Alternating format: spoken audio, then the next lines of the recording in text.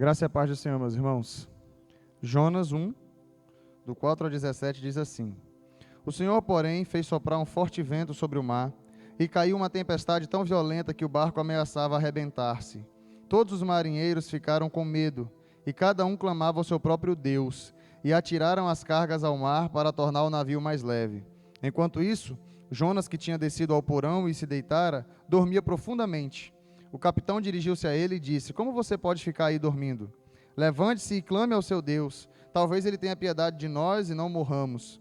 Então os marinheiros combinaram entre si: Vamos lançar sortes para descobrir quem é o responsável por esta desgraça que se abateu sobre nós. Lançaram sortes e a sorte caiu sobre Jonas. Por isso lhe perguntaram: Diga-nos quem é o responsável por esta calamidade. Qual é a sua profissão? De onde você vem? Qual é a sua terra? A que povo você pertence? Ele respondeu: Eu sou hebreu, adorador do Senhor, o Deus dos céus, que fez o mar e a terra. Então os homens ficaram apavorados e perguntaram: O que foi que você fez? Pois sabiam que Jonas estava fugindo do Senhor, porque ele já tinha lhes dito. Visto que o mar estava cada vez mais agitado, eles lhe perguntaram: O que devemos fazer com você para que o mar se acalme? Respondeu ele: Peguem-me e joguem-me ao mar, e ele se acalmará. Pois eu sei que é por minha causa que esta violenta tempestade caiu sobre vocês. Ao invés disso, os homens se esforçaram ao máximo para remar de volta à terra, mas não conseguiram, porque o mar tinha ficado ainda mais violento. Eles clamaram ao Senhor: Senhor, nós suplicamos, não nos deixes morrer por tirarmos a vida desse homem. Não caia sobre nós a culpa de matar um inocente. Porque tu, ó Senhor, fizeste o que desejavas. Em seguida, pegaram Jonas e o lançaram ao mar, enfurecido, e este se aquietou. Ao verem isso, os homens adoraram o Senhor com temor, oferecendo-lhe sacrifício e fazendo-lhe votos. O Senhor fez com que um grande peixe engolisse Jonas, e ele ficou dentro do peixe 3 dias e 3 noites. Nós estamos em uma série de ministrações no livro de Jonas, que tem por título A Misericórdia de Deus em Salvar Pessoas. E na semana passada, nós falamos um pouquinho sobre o coração misericordioso de Deus. E estávamos conversando e compreendendo, entendendo que as misericórdias de Deus nem sempre se apresentam de maneira com palavras amáveis. E nós falamos um pouquinho ali sobre a misericórdia de Deus e palavras de juízo. Hoje nós falaremos sobre a misericórdia de Deus e a sua soberania.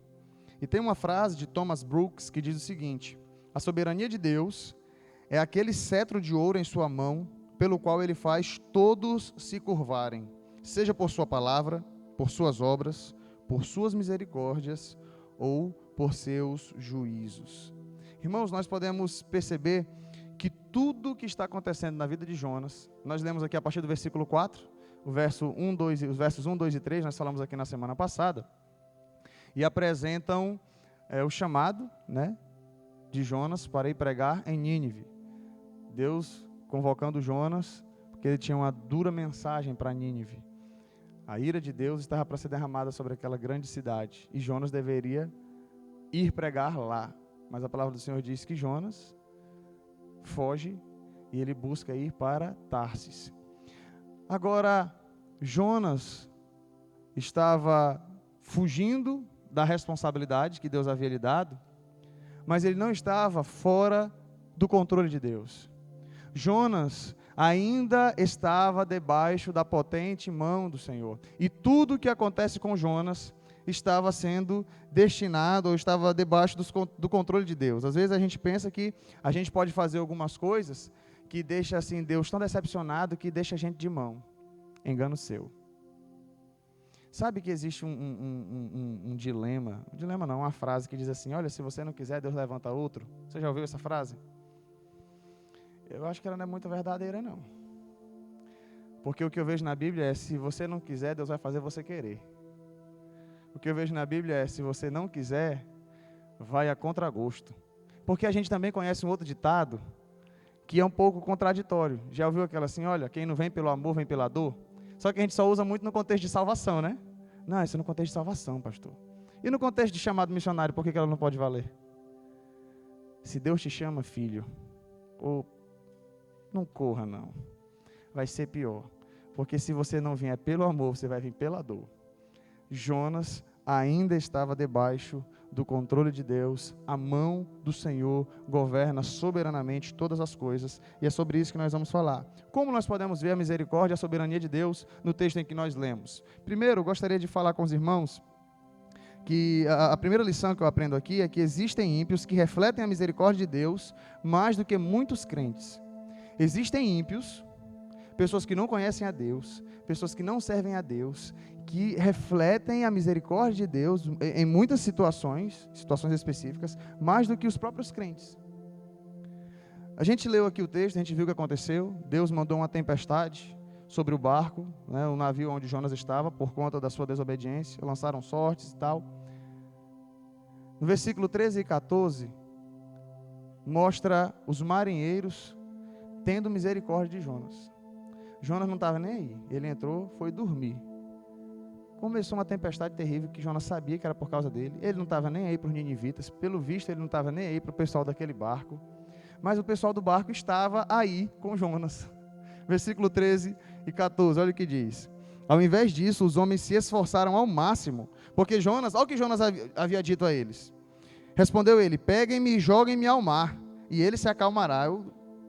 Parece que Jonas está até com indício de depressão. O cidadão está meio complicado a situação dele, viu? Ele estava tão traumatizado com o chamado, ele não queria pregar em Nínive de jeito nenhum, que ele falou: rapaz, o negócio é o seguinte, foi dormir no fundo do navio, não estava nem aí, nada com nada. E o pessoal falou: a gente faz o quê? Rapaz, me joga no mar que o negócio resolve. Versículo 12, respondeu ele: peguem-me e joguem-me ao mar, e ele se acalmará, pois eu sei que é por minha causa que essa violenta tempestade caiu sobre vocês. Ao invés disso, os homens se esforçaram ao máximo para remar de volta à terra, mas não conseguiram. Olha o que esse pessoal estava fazendo. Você já pensou se você está com um problema na sua vida, capaz de te levar à ruína, e aí o cidadão chega assim e fala: rapaz, é o seguinte, para o teu problema acabar eu tenho que morrer. E ele fala: não, então vamos para uma medida tão drástica dessa, né? E eles se esforçaram, tentaram remar para voltar à margem, não estavam conseguindo. No final eles tiveram que jogar Jonas ao mar e ainda ofereceram sacrifícios a Deus, com medo que esse julgamento não venha sobre nós. Perceba que Jonas, olha o pensamento de Jonas: eu não vou pregar em Nínive, aquela cidade rebelde, aquele povo terrível, não vou pregar, porque se eu for pregar o Senhor vai agir de misericórdia com eles. Eu vou para outro lugar, vou para Tarsis. Ele entra no navio, coloca a vida daquelas pessoas em risco, e aquelas pessoas que não conhecem a Deus, que estão servindo a vários outros deuses, têm misericórdia de Jonas, e Jonas não está nem aí, nem para eles e nem para os ninivitas. Qual é a lição? Como eu acabei de falar para os irmãos, que existem ímpios que apresentam muitas vezes a misericórdia de Deus que nós não apresentamos. E eu estou falando de Jonas, um profeta chamado por Deus. E nós? E nós? Vamos colocar o nosso exemplo aí? Às vezes a gente passa pela rua, eu comecei a perceber isso. Parece que a miséria em que o mundo se encontra se tornou tão natural para nós. Você vai no centro, vai na Caixa Econômica ali, o que você vê são pessoas sentadas no chão. Você não sabe se tem gente ali querendo, né, fazendo falcatrua, fingindo-se de deficiente para ganhar as suas moedas. Você não sabe se é verdade, se não é. Certo é que a gente se torna a gente fica neutro diante dessa situação. Essa situação não mexe mais conosco. Parece que já se tornou tão natural, parece que já se tornou tão normal. E aí eu vejo ONGs, pessoas que não têm nenhum compromisso com Deus, organizações, né, sem fins lucrativos, se esmeram, se esforçam e vendem bens e faz tudo para ajudar pessoas necessitadas. E aí a gente vai ver o que nós como igreja temos feito. O que você tem feito como servo do Senhor? O que eu tenho feito? E eu digo para vocês, e falando aqui de maneira bem interna, poxa gente, às vezes a gente tem dificuldade de sentir a dor do nosso irmão que está aqui do nosso lado, sabe? Às vezes a gente, não vou dizer que não é maldade assim deliberada, mas é tão natural a gente ver a necessidade das pessoas, a gente esquece de trazer 1 quilo de alimento para a cesta básica, sabe? Não estou falando que os irmãos fazem de propósito, não. Hoje eu quero ver aquela cesta bem minguada. Porque os irmãos, não é assim, eu sei que não é assim. Mas às vezes a gente se torna muito neutro diante da situação. Parece que a necessidade das pessoas não nos incomoda mais. Parece que a necessidade das pessoas não causam mais incômodo em nós. E não estava causando incômodo nenhum Jonas saber que os ninivitas iam ser destruídos pela ira de Deus. Não estava causando incômodo nenhum que ele estava num navio com pessoas ímpias que não conheciam o Senhor e aquele povo todo ia ser destruído e ele ia junto. Parece que a gente passa por situações, ou é cada um por si e Deus por todos, e a gente vai vivendo a nossa vida. Isso não nos incomoda. Agora, o que me incomoda é ver que tem pessoas que não conhecem a Deus e refletem muitas vezes o caráter de Deus, sendo que era nós que deveríamos estar fazendo isso. Sendo que era nós que deveríamos estar agindo com misericórdia. Sendo que era nós que deveríamos estar agindo com amor. Aí eu vejo tantas e tantas pessoas se importando, né? E cuidam dos órfãos, e buscam cuidar dos idosos, e tantas coisas. Eu olho assim e falo, meu Deus, o Senhor instituiu a tua igreja como sal da terra, como luz do mundo.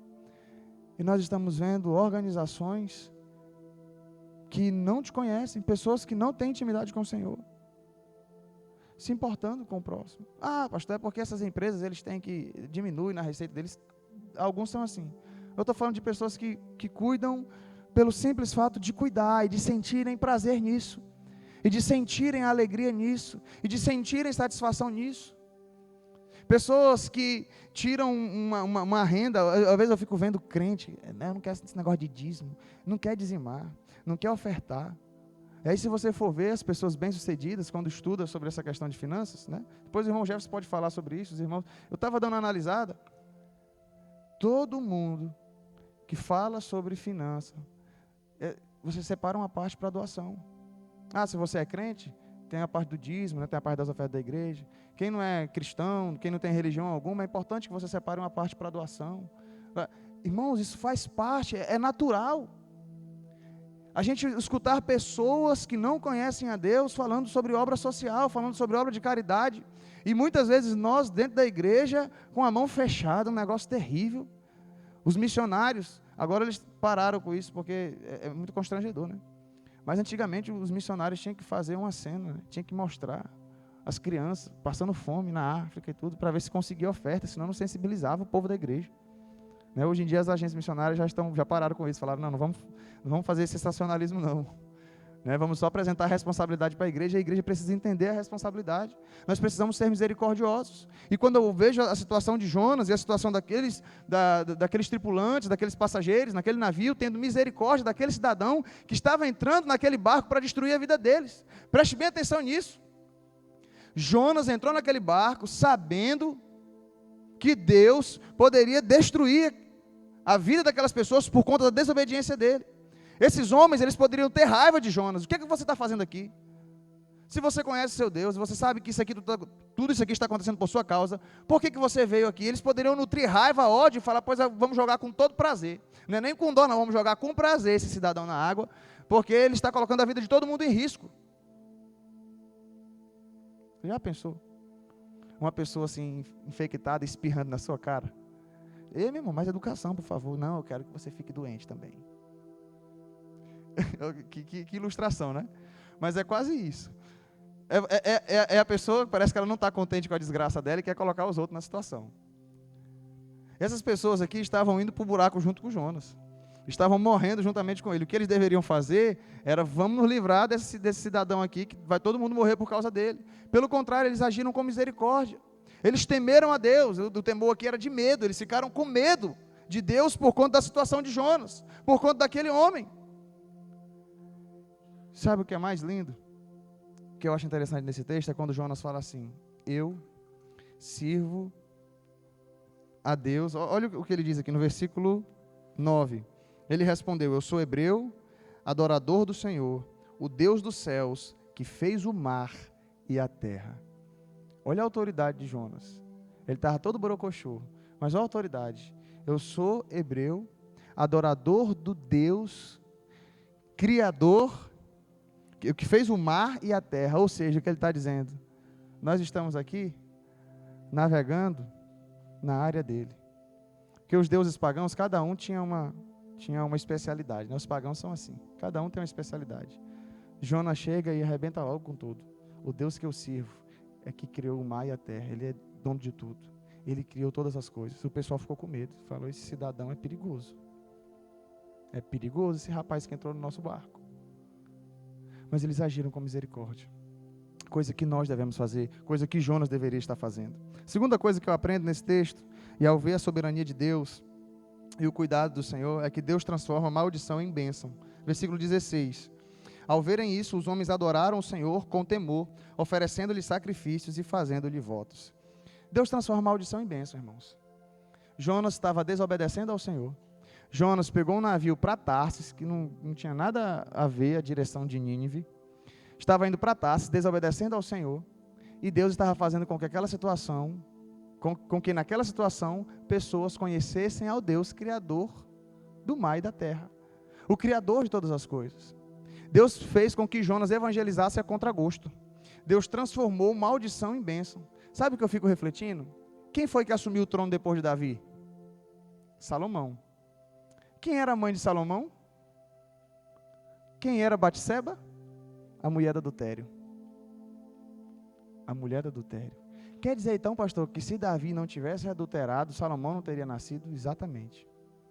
Se Davi não tivesse adulterado, Salomão não teria nascido. Então quer dizer que Deus conduziu o adultério de Davi? Não. Deus transformou maldição em bênção. Aquilo que seria maldição, Deus transformou em bênção. Davi teve consequências, agora as consequências são pesadas.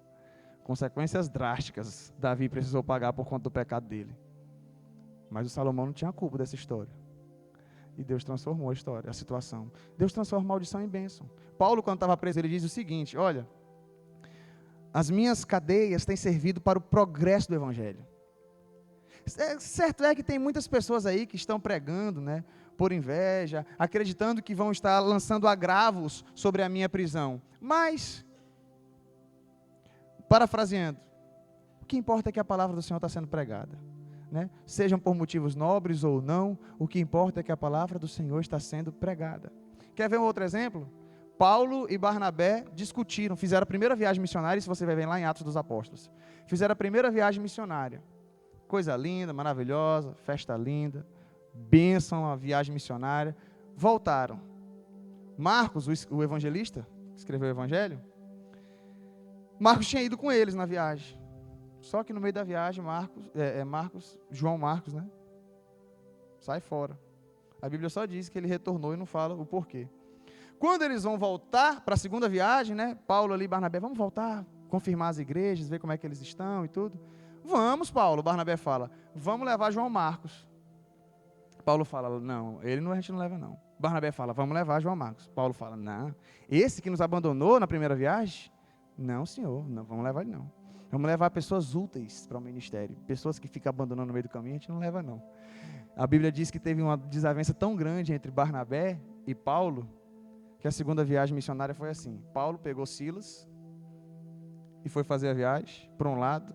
Barnabé chamou Marcos, que era o alvo da discussão deles, e foi para outro lado. Por que Deus transformou a maldição em bênção?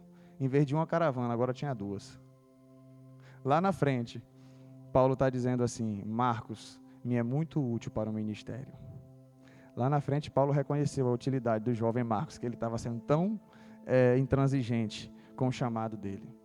Mas o que eu percebo nas Escrituras é que as nossas falhas, os nossos pecados, não são empecilhos para Deus.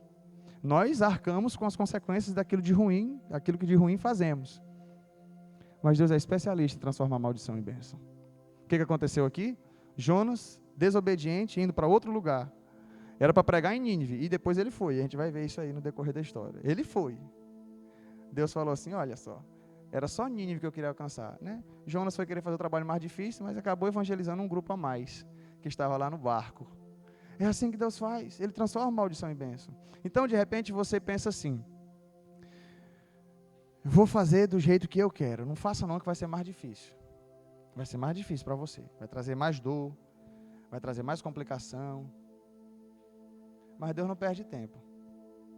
Para onde você for, Ele vai estar fazendo com que bênçãos aconteçam. Mesmo que você faça Deus pés pelas mãos. Mesmo que você não saiba nada do que está fazendo. Deus continua com a sua mão, governando soberanamente todas as coisas. As consequências dos seus erros você vai pagar. Mas Deus não perde tempo. E a palavra do Senhor diz lá em Jó, eu bem sei que tudo podes e nenhum dos teus planos podem ser frustrados. Bem sei que tudo podes e nenhum dos teus planos podem ser frustrados. Sabe que eu já vi testemunho de jovem pecando, sabe? Julgo desigual. O jovem chega lá, vou namorar com a jovem descrente. Aí ele está pecando, né? A Bíblia diz que não há comunhão entre luz e trevas, né? O cidadão vai lá, se envolve com a pessoa. Aí quebra a cara como consequência natural, né? Só que de repente esse envolvimento fez com que aquela pessoa que nunca tinha entrado numa igreja entra, né? De repente ela nem se converte no primeiro momento, de repente ela se converte. Aí dá errado, naturalmente dá errado. Aí essa pessoa lá na frente, de repente ela é alcançada, ela vai e volta para a igreja. O que foi que aconteceu? Não, eu lembro de uma palavra que Deus falou comigo quando eu estava namorando com fulano. Era um namoro errado da vida dele. Estava todo errado, toda a vida toda bagunçada. Mas só que Deus falou com aquela pessoa. E Deus utilizou aquela situação para falar com aquela pessoa. A pessoa paga as consequências do pecado dela, paga as consequências dos seus erros, mas Deus não perde tempo. Deus, ele aproveita cada situação da sua vida para falar com você e para falar com outras pessoas. Sabe, eu vejo tantos exemplos na Bíblia, eu vejo, como já apresentei aqui algumas situações, eu vejo que o Senhor, ele guia cada passo da sua vida. O Senhor, ele guia cada passo da minha vida. Não foi diferente com Jonas. Era assim que o Senhor estava fazendo. Ele estava conduzindo os passos. Talvez você pense assim, poxa, já fiz tanta coisa na minha vida. Já fiz tanta atrocidade na minha vida. Você vai pagar as consequências dos seus erros, mas Deus transforma a maldição em bênção. Talvez tem gente aqui que pense, poxa, tem um filho fora do casamento, tem um filho fora de uma relação natural. Criança não tem nada a ver com o seu vacilo. Criança não tem nada a ver com o seu erro. Poxa, tive uma criança muito nova, né? De repente alguém pode pensar. Aí essa criança cresce, se transforma é uma bênção, traz alegria para os pais, traz alegria para a mãe. O Senhor transformou a maldição em bênção. Você errou, errou. Precisou abrir mão de muita coisa na sua vida. Mas aquela criança fez você sorrir muitas vezes, não fez? Deus o livre de dizer que não fez. O que eu quero dizer, irmãos, é que nós somos responsáveis pelos nossos erros. Mas Deus não tem nada a ver com isso. Ele só faz com que pessoas sejam alcançadas, mesmo que nós erremos. Ah, pastor, isso aí é um dedinho para ajudar a gente a errar. Não é um dedinho para ajudar você a errar, não. Não tem nada a ver com isso. É para dizer que se você quiser ir pelo caminho mais difícil, você vai sofrer, vai te trazer dor. Mas Deus vai estar abençoando outras pessoas. Sabe? Quem estava sendo beneficiado com a desobediência de Jonas não era ele, eram outras pessoas. Se você desobedece a Deus, você vai sofrer duras penas. Você vai se machucar, você vai sofrer, você vai se ferir. Mas Deus não perde tempo. E Ele vai fazer com que outras pessoas sejam abençoadas, mesmo quando você está fazendo aquilo que é errado. O meu pai disse que quando ele aceitou Jesus, quem pregou o evangelho para ele era um rapaz que estava desviado. Quando ele aceitou Jesus, ele estava no bar. E aí chegou um amigo dele e começou a evangelizar ele, os dois bebendo. E aí ele falou, não, eu estou todo errado, estou fora da igreja, vamos voltar para a igreja, eu tenho que voltar para a igreja. Vamos lá, Maurício? Vamos. Maurício foi na igreja no domingo. Aí ele disse que resistiu ao apelo. Na segunda-feira ele voltou e entregou a vida dele a Jesus. O cidadão estava lá todo errado, a vida dele toda errada, pregando o evangelho dentro do bar. Mas no momento de vacilo dele, de erro dele, ele pregou o evangelho para o meu pai. A vida dele, ele pega as consequências do erro dele. Mas Deus transformou uma maldição no momento em bênção. O pastor Maurício foi alcançado por Jesus. Irmãos, Deus, ele transforma a maldição em bênção. E a terceira coisa que eu aprendo nesse texto é que não adianta fugir da responsabilidade dada por Deus. O verso 4 diz o seguinte: o Senhor, porém, fez soprar um forte vento sobre o mar, e caiu uma tempestade tão violenta que o barco ameaçava arrebentar-se. Todos os marinheiros ficaram com medo, e cada um clamava ao seu próprio Deus, e atiraram as cargas ao mar, para tornar o navio mais leve. Versículo 4 diz que foi o Senhor que fez soprar um forte vento sobre o mar. No versículo 17 diz o seguinte: o Senhor fez com que um grande peixe engolisse Jonas, e ele ficou dentro do peixe 3 dias e 3 noites. O texto diz que foi o Senhor que fez isso. Foi o Senhor que mandou um forte vento. E lá na frente, versículo 17, foi o Senhor que enviou um grande peixe para engolir Jonas. Sabe o que eu percebo nisso aqui, gente? Jonas estava querendo fugir a todo custo, mas Deus falou, você não vai fugir. Não adianta fugir. Você acha que o grande peixe foi juízo de Deus? Quem acha que o peixe aqui foi juízo de Deus? Olha, Jonas desobedeceu, ficou 3 dias e 3 noites dentro da barriga do peixe. Vai, engraçado, ver como é que é as coisas. Vai. Quem acha que era juízo de Deus, levante a mão aí. Tá certo. Foi livramento. O grande peixe na vida de Jonas foi livramento, senão ele tinha morrido. Ficou 3 dias e 3 noites num hotel não muito confortável. Mas foi livramento de Deus. Porque se o grande peixe não fosse engolir Jonas, ele teria morrido afogado. Nós vamos ver isso no capítulo 2, a oração de Jonas, a oração de gratidão ao Senhor. Irmãos, não tem como fugir de Deus. Jonas não estava conseguindo nem morrer. Não tá... Ele chega para os marinheiros e fala assim, ó, é o seguinte, para aplacar esse negócio, vocês me jogam na água. Que aí, o pensamento dele é que eu morro logo, estou todo desobediente mesmo, estou todo errado, Deus falou, tu não vai morrer não. Agora não. Vai pregar em Nínive primeiro, porque eu falei que você vai pregar em Nínive. Mas, meu Deus do céu, nem querendo morrer, a gente pode fugir do chamado de Deus. Não foge. Aí aquilo que eu falei lá no começo, né? Se você não quiser, Deus levanta outro. Não vai levantar outro. Se Ele quer você, é você. Se você não vem pelo amor, você vem pela dor. E se você ficar atrasado no serviço, vai ser pior. Vai ser pior. Sabe por quê? Assim como Jonas estava colocando pessoas em risco que não tinha nada a ver com a história, cuidado. Porque se você fugir do chamado de Deus, você pode começar a colocar pessoas em risco que não tem nada a ver com a situação. Aí tem um jovem que fala assim, eu tenho um chamado de Deus. Eu sei que Deus está me chamando para o ministério. Aí ele começa a se enveredar por outros caminhos. Não, eu quero esse curso aqui primeiro, eu quero aquele outro curso. E Deus falando, ministério, ministério, ministério. Não, eu vou fazer isso primeiro, Deus, ministério, ministério, ministério. Eu vou casar agora, Deus, ministério, ministério, ministério. Aí depois o cidadão vai ter que se envolver no ministério, com uma mulher, com 2 filhos.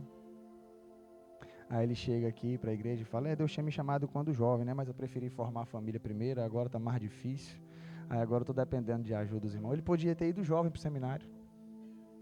Podia ter ido, igual eu fui, né? Fui com 18 anos. Foi Deus que, graças a Deus, que Deus, né, tinha o meu pai. Senão, eu ia me envolver, ia sarrafuiar a minha vida todinha.